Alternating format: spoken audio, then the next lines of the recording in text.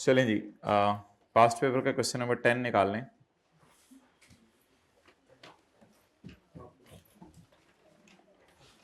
आप मुझे कराएंगे, मैं आपको करा दूं? आप मुझे कराएंगे, हद हो गई। तो आप लोग इधर चार डालने आए हैं।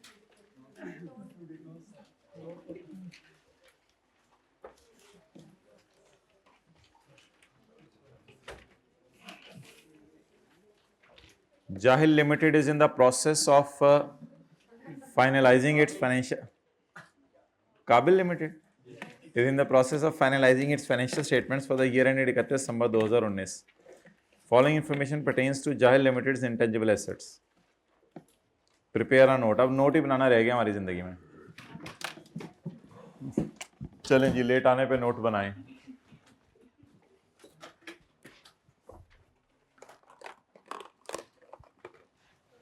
नोट में क्या पसंद करेंगे आप? 5000। Kabil limited note to the financial statement. जल्दी करें, ये सवाल अफ्तारी से पहले पहले खत्म करना है। फॉर ईयर एंडेड दिसंबर 31, 2019। अच्छा, नोट का नाम लिखवाना है। इनटांगेबल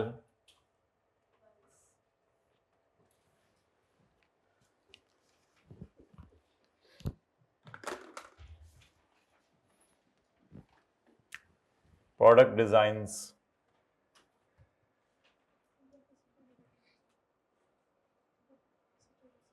साथ वाले को प्यार से समझाते, बेटा तुम चुप कर जाओ वरना तुम्हारे बोरिया बिस्तर समेत तुम्हें क्लास से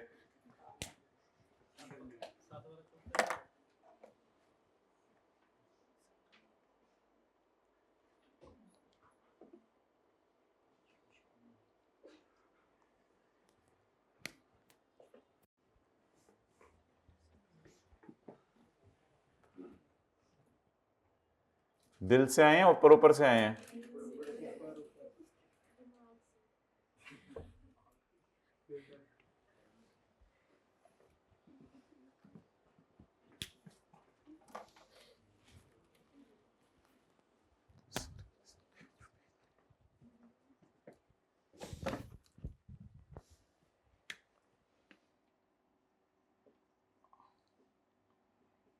भाई काला मार्कर ले आए। मैं कह रहा हूं काला मार्कर ले आए।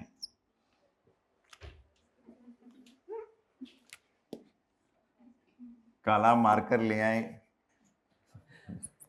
काला मार्कर ले आए। इसमें क्या हंसने वाली बात है? जाएं, काला मार्कर ले आए। 750 या 75?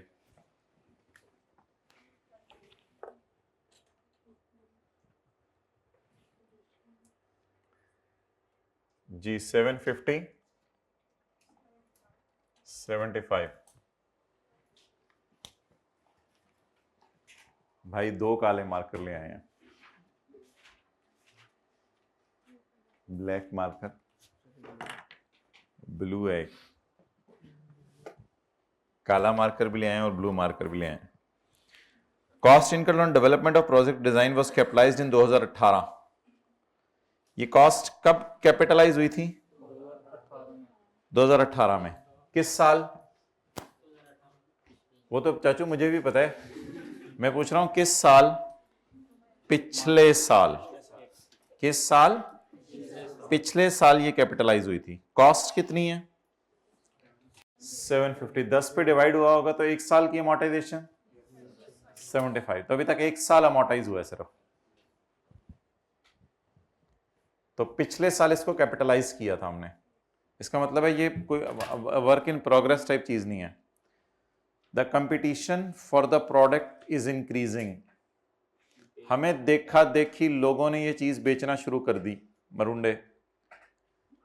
अब हमारा ये अंदाजा है कि following net cash inflows. Net cash inflows का मतलब होता है, जैसे मैंने आपको बस में कहा था कि सवारियों को बिठा के किराया आएगा और उसके लिए पेट्रोल का खर्चा होगा। तो नेट कैश फ्लो का मतलब ये होता है कि इस प्रोडक्ट को बेच के चीजें आएंगी, बेचने में ये खर्चा आएगा। Net cash inflows from the product are as follows.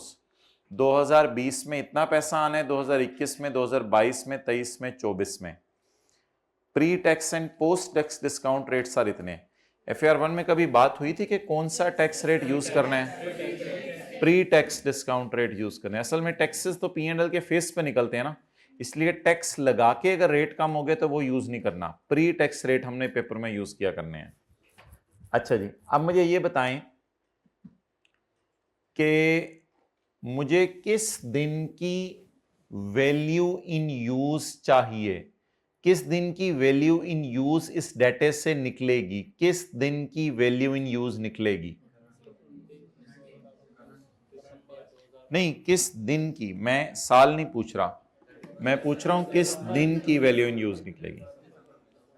सवाल कह रहा है कि 2019 में हम खड़े हैं, 20, 21, 22, 23, 24, 25 और उसके बाद तो कहते हैं अब मुझे कोई इनफ्लोज आने की उम्मीद नहीं है, क्योंकि कंपेटिटर इतना स्ट्रांग आ गया कि उसने हमें फारग ही कर देना है।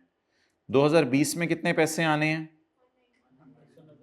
21 में 170, 22 में, 23 में, 24 में 80।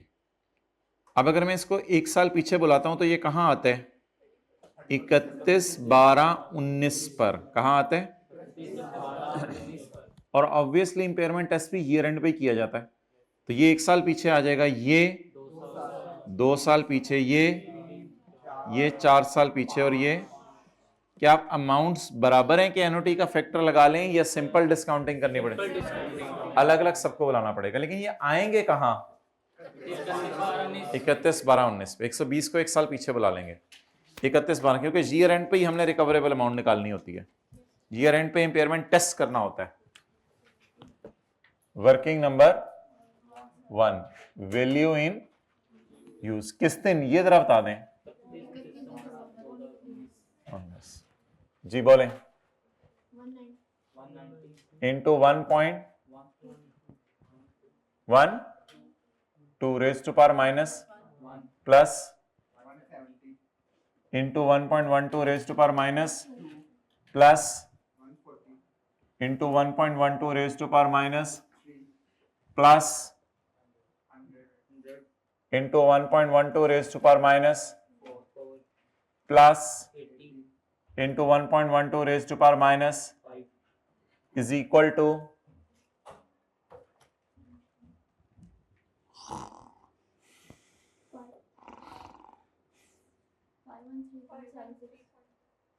513.76 आप लोग अपने पास रखें, मुझे 514 लेते हैं, जेब में डालें। 0.76 मिलियन।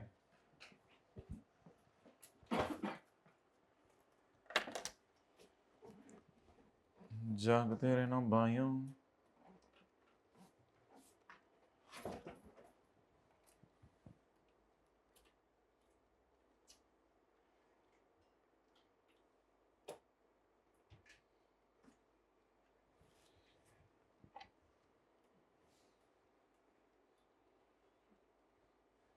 हो गया जी। अब मुझे इस दिन की क्या चाहिए? कैरिंग अमाउंट, ताकि मैं इसको किससे कंपेयर कर सकूं? रिकवरेबल अमाउंट से। कैरिंग अमाउंट चाहिए, मैं इसे कैरिंग अमाउंट से कंपेयर कर सकूं। कैरिंग अमाउंट चाहिए ताकि मैं इसे किससे कंपेयर कर सकूं? रिकवरेबल अमाउंट से। अब मुझे बताएं, मुझे 31/12/19 की कैरिंग अमाउंट चाहिए। ये एसेट मैंने किस ये एसेट हमारे साल के शुरू में कितने का पड़ा हुआ है किताबों में?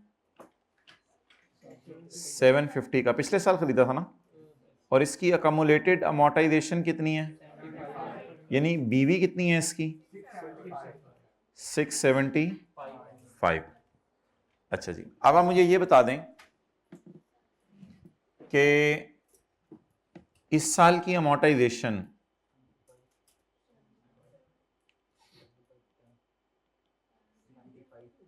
क्या मैं 75 ले लूं? अच्छा, अगर इस साल की अमोर्टाइजेशन 75 आ गई तो 750 माइनस 150 ये आ जाएगी बुक वैल्यू।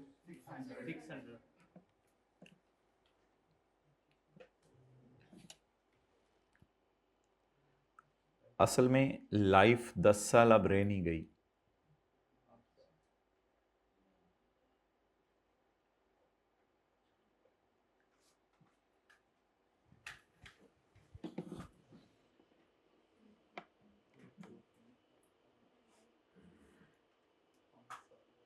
लाइफ 10 साल रह नहीं गई,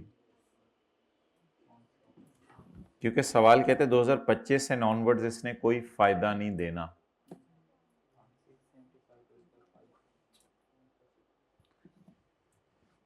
और अगर लाइफ बदल जाए, हमें हमारे साल के एंड पे कुछ सर्कमस्टांसेस लाइफ बदल जाए, हमारे साल के एंड पे पता चले, तो आपने कहा था इसको साल के शुरू से इफेक्टिव लेंगे। अब बेसिकली हमने इस बीवी को खत्म करना है 6 सालों में।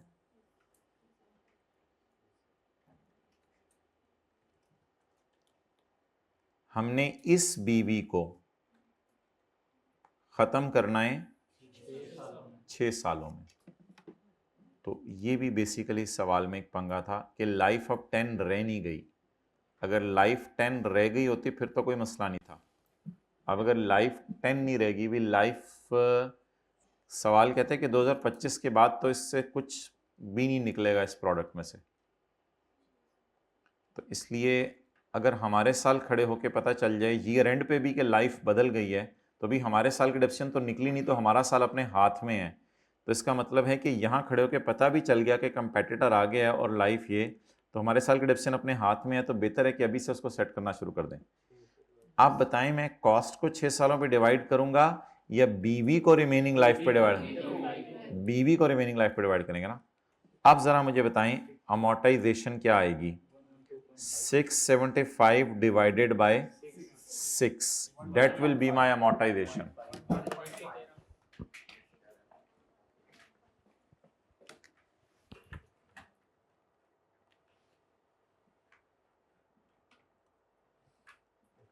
Amortization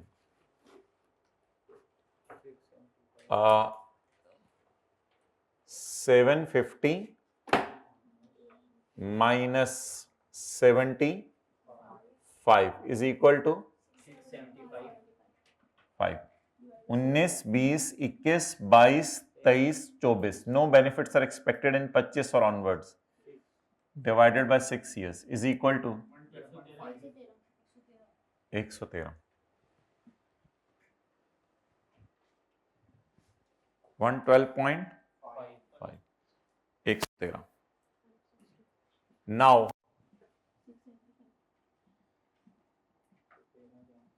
impairment test, impairment test।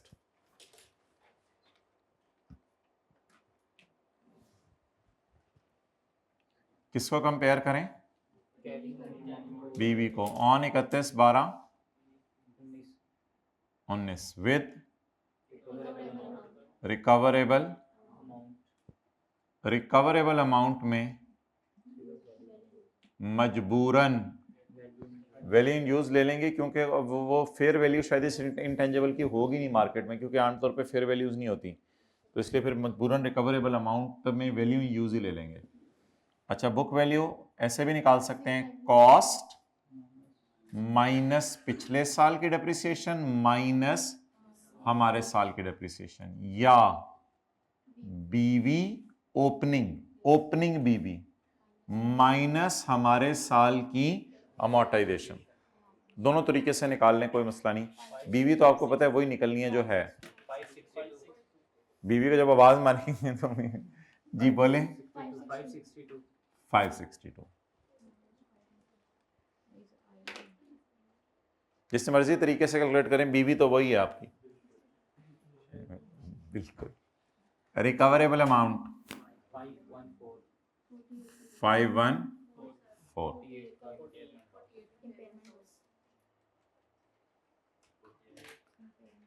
562 kilo वाली चीज 514 का फायदा दे सकती है बस। अब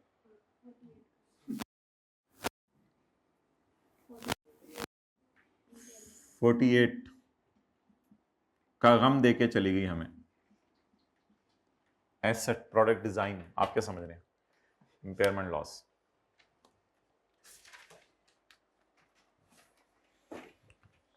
इधर आप पाएं, इसको इधर डालें।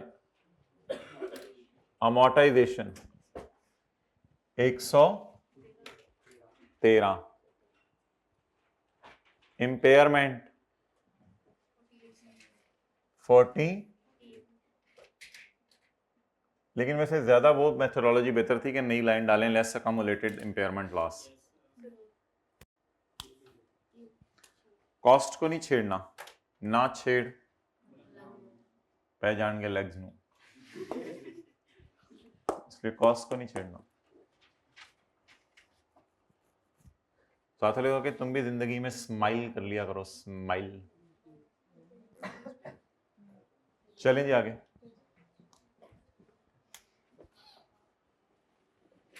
चलें आगे। अच्छा, अब ऑब्वियसली होना क्या था? होना यह था कि कुछ बच्चों ने सिर्फ ये वाली जो है वो लाइफ गलत ले लेनी थी, ये 6 साल। तो उसकी वजह से फिर सारा तो नहीं गलत होना था ना, तो बस उसके नंबर कट जाने थे लाइफ गलत लेने के, तो इसलिए कोई मसला नहीं है।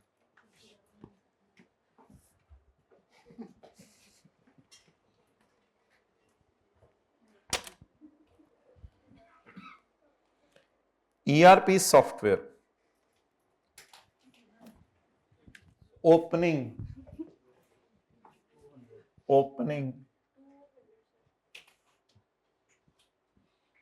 280। We are very fresh now, क्योंकि वी आर वेरी रिलैक्स कि इसके बाद अब कोई क्लास नहीं है, बस घर जाना है। दैट इज अ खुशी। या गाय, व्हाट आर यू सेइंग? 245। मैंने तो आज घर भी नहीं बताया कि मैंने लेट आना है, तो किसी भी वक्त कॉल आ सकती है। ओके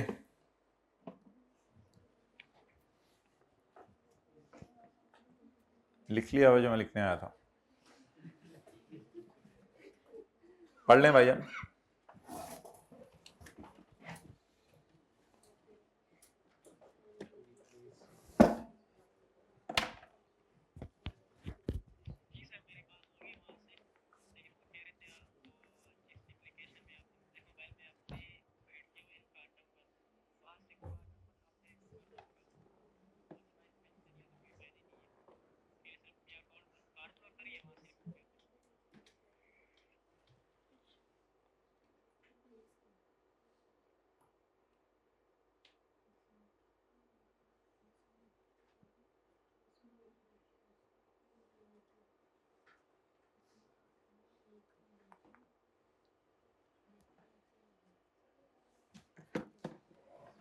जी, कौन सा स्टैंडर्ड याद आ रहा है? IS 23। स्पेसिफिक लोन जब होता था ना, स्पेसिफिक लोन, तो उसमें रेट लगाते थे लोन मल्टीप्लाइड बाय रेट, यही करते थे ना। लेकिन कितने अरसे का इंटरेस्ट कैपिटलाइज करते थे? जितना अरसा प्रोजेक्ट चलता रहा, जब तक कंप्लीट हो गया तब तक का इंटरेस्ट कैपिटलाइज करते थे। यानी अगर यकम जनवरी को लोन तो पूरा साल बैंक से लिए रखा, लेकिन अगर प्रोजेक्ट शुरू हुआ था यकम जनवरी को और बिल्डिंग मुकम्मल होगी है 30 सितंबर को, तो एंड पे इसको फिर 9 बटा, तो लोन से मल्टीप्लाई करते थे या एक्सपेंडिचर से? लेकिन अगर स्पेसिफिक बोरिंग नहीं होती थी, जनरल बोरिंग होती थी, तो एक्सपेंडिचर से मल्टीप्लाई करते थे। अच्छा जी, अब जरा देखें। On 1 January 2019, QL entered into an agreement to replace its existing ERP software with a new ERP software. 1 जनवरी को तो मुआहदा हुआ है ना कि पुराने को और नए को बदल देंगे at a cost of 360 million. According to agreement, 40% of payment was made on signing of the, while remaining amount will be paid on 31 मई। बाकी अमाउंट 5 महीने बाद पे होगी।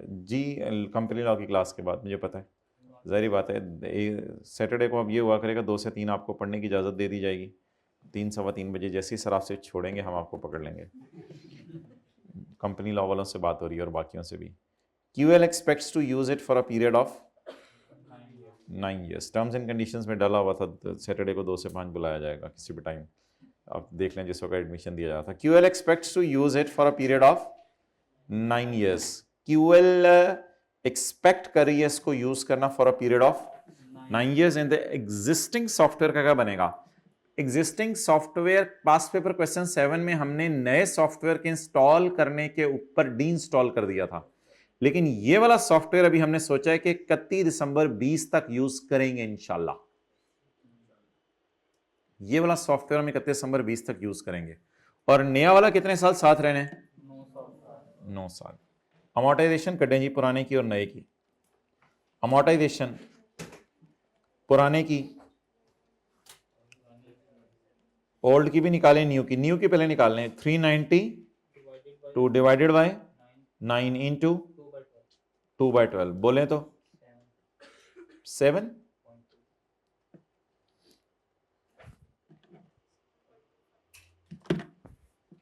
ओल्ड की निकालें जी। कोई माइकल लाल इस क्लास के अंदर ओल्ड की अमोर्टाइजेशन निकाल दे तो उस माइकल लाल को शाबाश दी जाएगी। वालदा का रेड।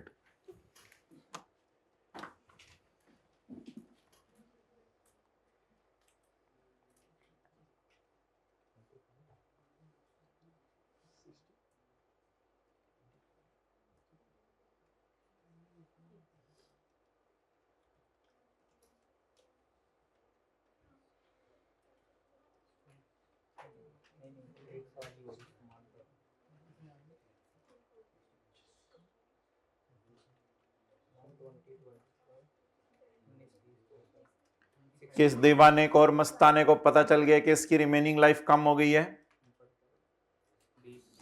माय डियर देखिए ना, उसने लाइफ इसकी दी हुई थी 8 साल। अच्छा पता नहीं कब खरीदे, अभी तो बहुत थोड़ा सा अमोर्टाइज हुआ था, 80 रुपये हुआ था सिर्फ, तो बहुत थोड़ा भी नहीं हम कह सकते वैसे, 50% से थोड़ा कम, यानी तकरीबन अच्छा अमोर्टाइज तो हो गया हुआ है। लेकिन सवाल पता क्या है, वही वाली कहानी जरा सोचे ना कि हम 18 के एंड पे खड़े हैं या फिर हम 19 के स्टार्ट पे खड़े हैं। तो 19 के स्टार्ट पे कॉस्ट कितनी है? 200 और अकोमोलेटेड अमोर्टाइजेशन 80, तो बीवी 120। अगर रिमेनिंग लाइफ नहीं निकाल रहे तो बीवी की जरूरत नहीं है, कॉस्ट को डिवाइड कर देंगे ओरिजिनल लाइफ पे। और अगर रिमेनिंग लाइफ में फर्क आ गया है तो फिर बीवी को डिवाइड करेंगे रिमेनिंग लाइफ पे, और अगर रिमेनिंग लाइफ में फर्क तो कॉस्ट को डिवाइड करेंगे ओरिजिनल लाइफ पे। अब जरा देखें, वो कह रहे हैं कि मैंने तो 20 के अंदर इसको डी इंस्टॉल कर देना है।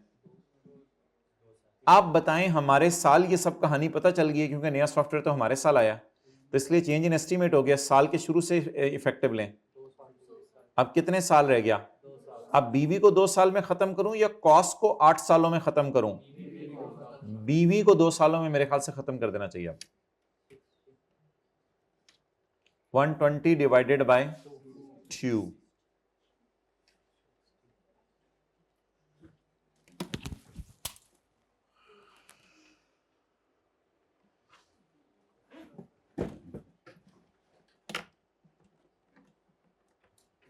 दिल पे लगती है यार, ये नीचे गिर जाता है क्योंकि बाहर से मंगवाना पड़ता है, पाकिस्तान से नहीं मिलता।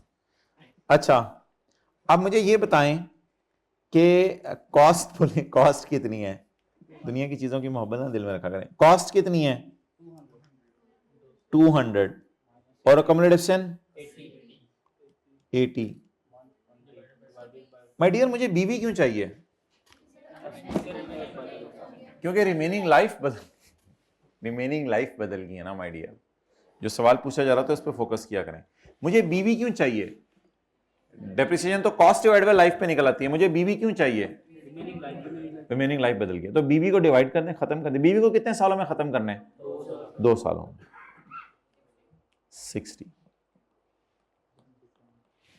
67 को ले जाए माय डियर,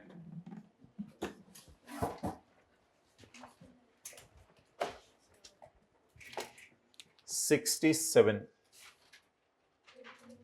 और एडिशंस की कॉस्ट पर चेज्ड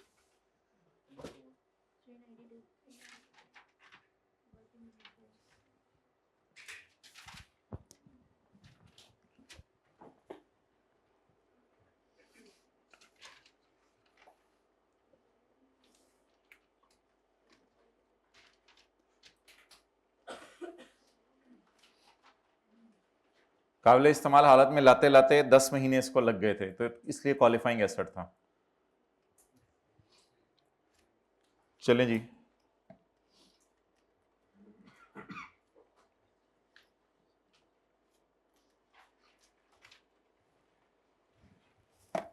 हो गया आखिरी पॉइंट।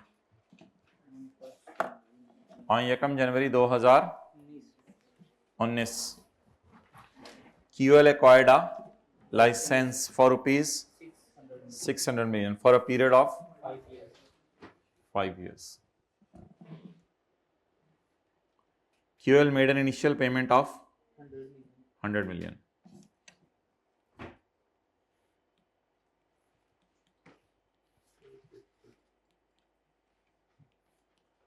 अच्छा भाई इधर देखें, खरीदा कितने का है? 600 मिलियन का। कितने साल के लिए? इधर कितनी पेमेंट हुई है और बाकी कितनी रह गई है? 500। ये कितनी किस्तों में पे होगी? कब कब?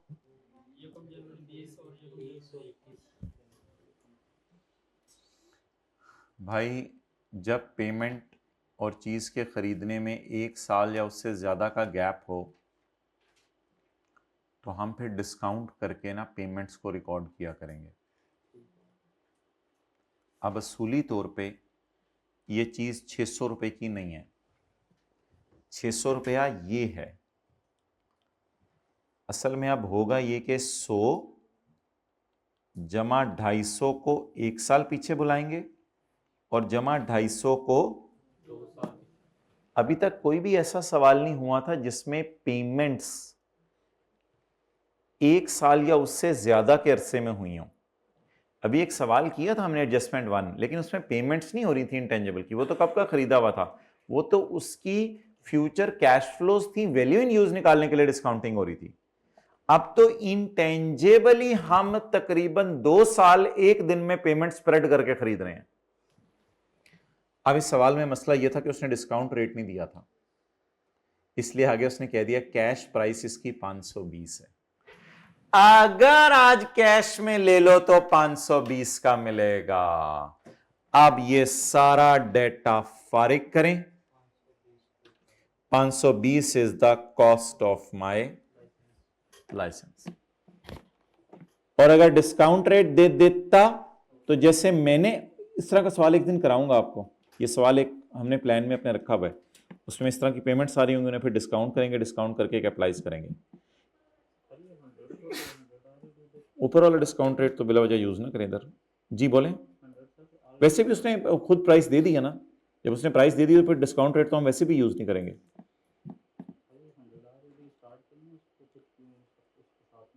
100 अब आप ये नहीं कहोगे कि 620 का है, ये नहीं कहोगे आप कि 620 का, इस 520 में भी 100 डालें।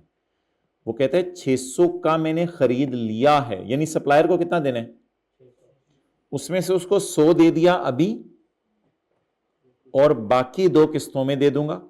तो हम डिस्काउंट रेट ढूंढने गए तो डिस्काउंट रेट नहीं दिया हुआ था। उसने कहा वैसे अगर मेरे पास पैसे होते ना तो मैंने 100 250 के चक्कर में पड़ना ही नहीं था, मैंने उसको 520 सभी देके ऐसे जेब में डाल के चला जाना था। इसलिए 100 को 520 से तो ना कंपेयर करो, 100 250 को 520 से कंपेयर करो। अगर पैसे नहीं है तो कितने में मिलेगा, अगर पैसे हैं तो कितने में मिलेगा। अगर मैं 100 250 को भी ले लेता तो मैं डिस्काउंट रेट करके इनको पीछे ले आता। क्लियर? चलें अब what is the cost of intangible? 520। And what is the name? Licence. हमारे साल खरीदा या ओपनिंग पड़ा हुआ है? ओपनिंग पड़ा हुआ है।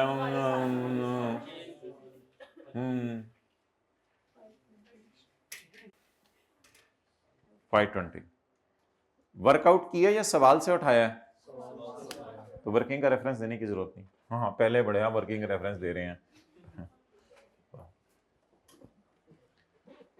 आगे तो यार कुछ भी नहीं है, सवाल खत्म हो गया, जाएं घर। इसकी 2 लाइनें पढ़ दें, क्या है? रहने दो रहने दो, इससे नहीं दिल दुखता मेरा।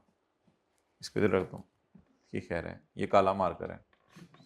On expiry of 5 years licence is renewable for a further period of 5 year at ना होने के बराबर कॉस्ट ऑफ 15 million। वैसे हमने सोचा हुआ है कि रिन्यू करवाएंगे। भाई आप सोचो ना, सोचो, जब कॉस्ट इनसिग्निफिकेंट है रिन्यूअल की, तो 15 को 520 से कंपेयर करेंगे तो ना होने के बराबर है। इस वजह से रिन्यूअल को डालेंगे नहीं डालेंगे? तो original legal life renewable for further 520 को 15 से कंपेयर करें 10।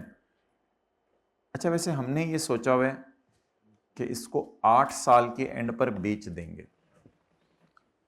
ऑब्वियसली अब शॉर्टर ही लेना पड़ेगा ना, हमारी इंटेंशन तो हमें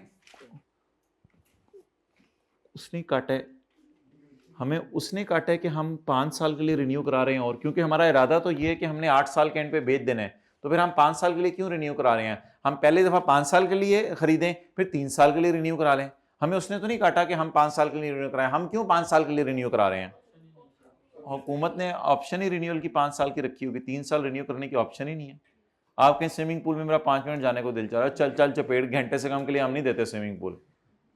क्रिकेट ग्राउंड में जरा मुझे देना घंटे के लिए, भाई 2 घंटे से कम के लिए नहीं देते। तो अब मुझे बताएं, रिन्यू ही कितने सालों के लिए होता है? सिर्फ 5 सालों के लिए। लेकिन मेरी ये इंटेंशन है कि मैंने 8 सालों के बाद बेच देना है। आप बता दें, what will be my useful life? What is legal life? अच्छा जी, शॉर्टर हो जाएगा 8। मुझे भी पता है, आपको भी पता है, कि आपको पता है कि मुझे पता है। In the absence of an active market, active market नहीं थी, तो हमने अंदाजा लगाया कि रेजिडुअल वैल्यू हमारी ये होगी। बच्चे पेड़ चाहे 8वें साल के एंड पे चाहे 10वें साल के एंड पे अंदाजे नहीं चलते, यहां पे मार्केट में जाके देखना पड़ता है। तो मार्केट एक्टिव मार्केट नहीं है और थर्ड पार्टी कमिटमेंट नहीं है। That's why residual value will be taken at ₹0। So working number 6। What is cost? 520। What is life? 8। 65।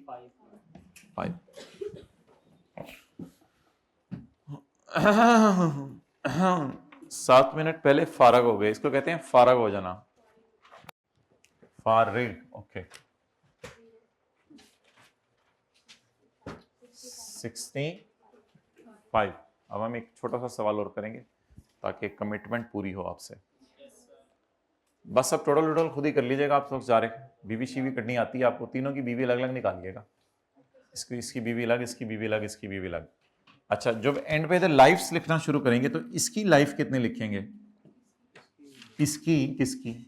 इसकी 6 ईयर, क्योंकि आप इसको 6 ईयर्स पे हमने खत्म किया था। इसकी नहीं, 2 इस तरह लिख दें, 2 to 9, क्योंकि एक की 2 थी और एक की 9 थी, और इसकी सर 8।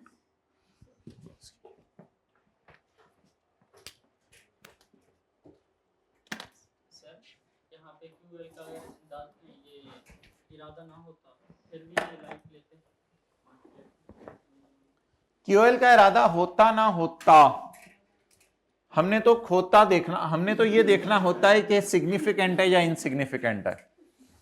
तो इसलिए अगर ना होने के बराबर होती तो हम उसको भी लेते। इरादे नहीं देखे जाते। जी बिल्कुल, अंग्रेजी में जिसको आप कहते हैं मैनेजमेंट की इंटेंशन नहीं देखी जाती।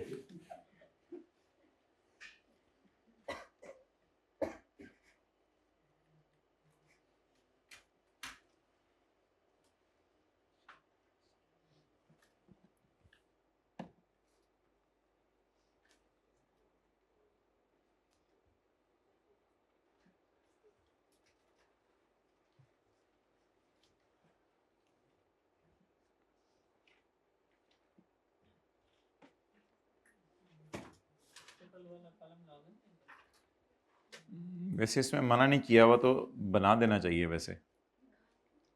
अच्छा, टोटल वाला कॉलम। क्वेश्चन नंबर 3 निकालें।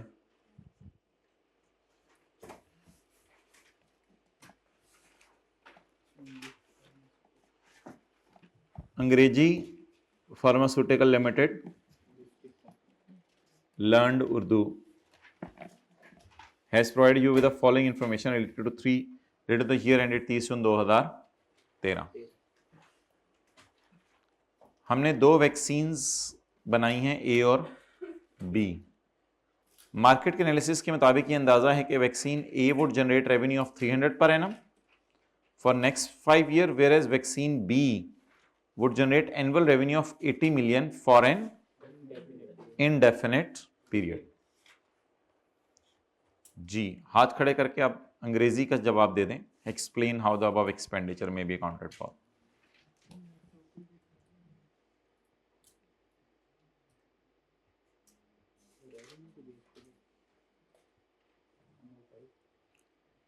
नहीं, एनुअल रेवेन्यू उसने दे दिया है तो रेवेन्यू के बेस पे अमोर्टाइज करने की ज़रूरत नहीं है। हमने तो पढ़ा था रेवेन्यू के बेस पे अमोर्टाइज करना बड़ा रेयर है। तो लाइफ अवेलेबल है 5 इयर्स और ये हर साल 300 का रेवेन्यू कमाएगी, बस ये लिखा हुआ है। तो अंदाज़ा है कि हर साल 300 का रेवेन्यू कमाएगी, लेकिन आगे देखें लाइफ भी तो दी हुई है ना। तो whereas vaccine B would generate revenue of 80 million for an indefinite period of time. तो बस सिंपल सा सुन लें, vaccine A is an in because it has no physical, लिखना हो ये भी लिख देगा, non monetary and identifiable. It will initially be measured at its of rupees 160 million, and it will be amortized over a period of over a period of 5 years. That is its definite life. So an amortization of rupees 160 divided by 5 will be charged to P&L. However, as far as the vaccine B is concerned, it is also an intangible asset, and it will initially be measured at its of rupees 120 million. However, as the life of this vaccine is indefinite, so it will not be amortized, but it will be tested for impairment annually by comparing the recoverable amount with the carrying amount. And if you have further questions, you can contact me on this number. Let's move to point 2. 60 lakh रुपया पे किया है for a TV advertisement campaign that will cover a period of 6 months. TV पे add कितने महीने चलेगा? 6 महीने। Directors का ख्याल है कि कैंपेन 2 साल तक फायदा देगी। क्या लें, लाइफ 6 महीने लें, 2 साल लें? भाई इंटेंजिबल ही नहीं है, इंटेंजिबल ही नहीं है एडवर्टाइजमेंट। हाँ, वो थोड़ा सा कॉन्सेप्ट आप लगा सकते हैं कि 6 मिलियन वॉज पेड, ये हमारे साल पे हो गया है।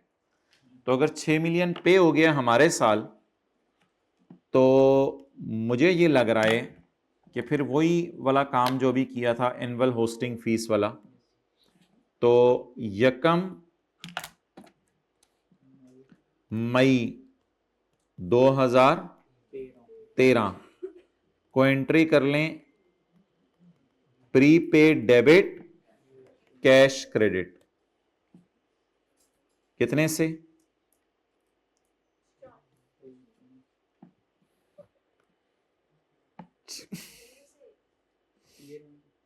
6 was paid, prepaid debit cash,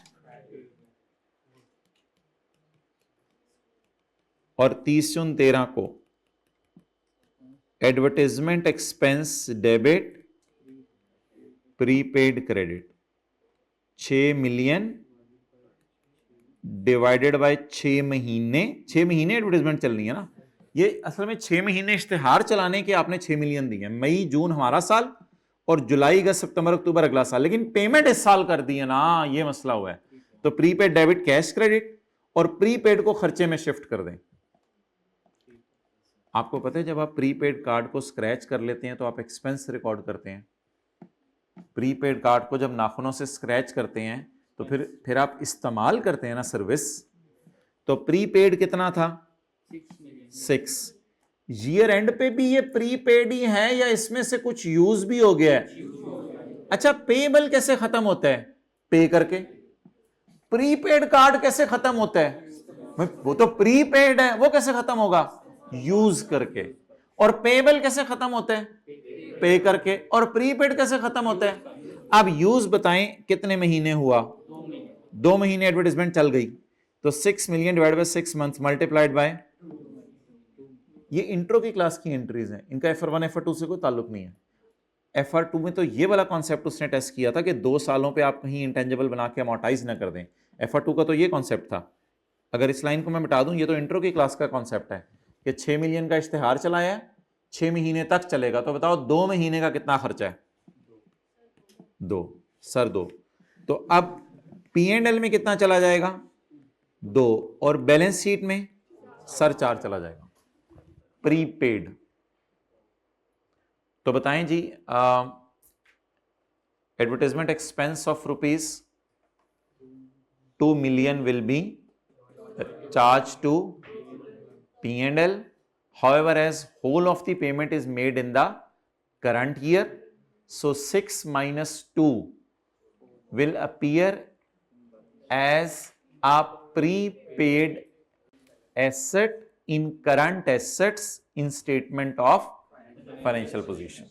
तो 4 मिलियन प्रीपेड एसेट के तौर पे किताबों में नजर आने लग जाएगा। इतनी सी एंट्रीज नोट कर लें और P&L बैलेंस शीट बना लें, फिर आगे चलते हैं। Advertisement prepaid.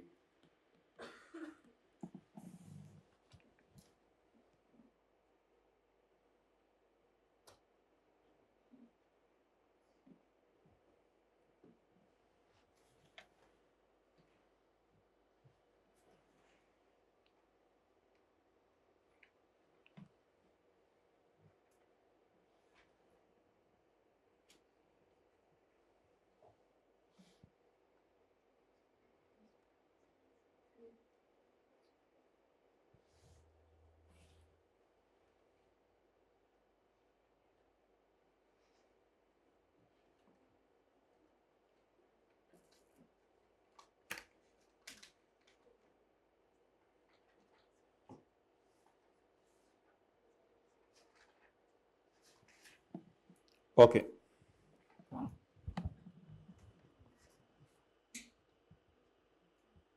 चलें अगली एडजस्टमेंट करें, फिर जाके पकौड़े भी बनाने हैं आप लोगों ने। ₹5 million was spent on training of technical staff. The training courses were conducted by experts. भाई ये तो एक्सपर्ट्स ने ट्रेनिंग करवाई है फिर, और इसका फायदा भी माशाल्लाह आना है बड़ा ज़बरदस्त किस्म का हमें। तो ये तो बड़ी ज़बरदस्त ट्रेनिंग है। कोई इस ट्रेनिंग का क्या बताएं? नहीं माय डियर, टेक्निकल स्टाफ को एक्सपर्ट्स ने ट्रेन किया है और वो लीडिंग एक्सपर्ट्स थे और फार्मा के थे हमारे। अब क्या करें? ये तो इधर उधर की ना बात कर, तो बता ये लफ्ज क्या है? So the training expense of ₹5 million will be recorded in expenses. That's why you have assigned 1 number examiner. I know you know me. जाएं साथ वाले क्या? हाँ ये भी लिखा है ना, IS 38 specifically prohibit the recording of training expense. ये होते हैं अच्छे बच्चों का फायदा, साथ साथ पढ़े हों।